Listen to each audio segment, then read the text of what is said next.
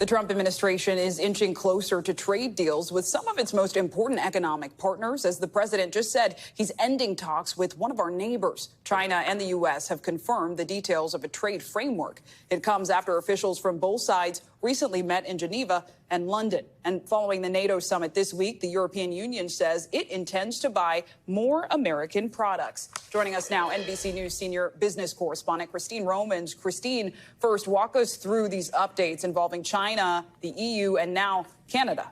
Yeah, well, progress on one front, a setback on another. Let me start with the most recent news, and that is Canada. The president in a social media post saying he's ended all trade negotiations, trade talks with Canada effective immediately. He said he'll let them know in 7 days, setting a new deadline, letting them know in 7 days what tariffs they will pay, saying that the country is being very difficult.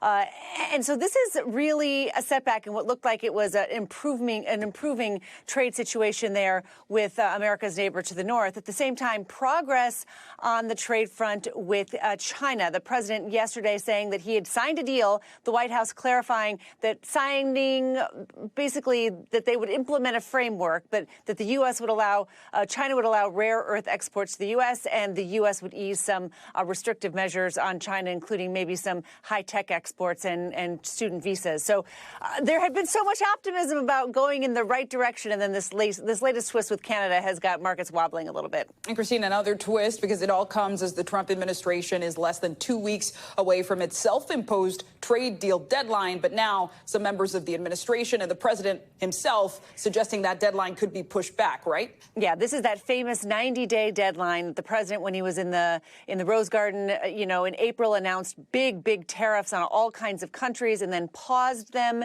until essentially July 9th. And now that deadline is looking very, very soft, I have to tell you.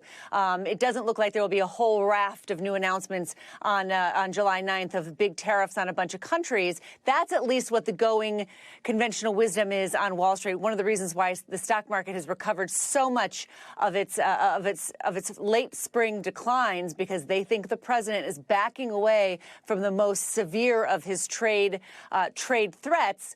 Then again, you just saw this setback with Canada today. So TBDs in Clay, I think. All right, Christine Romans, thanks so much.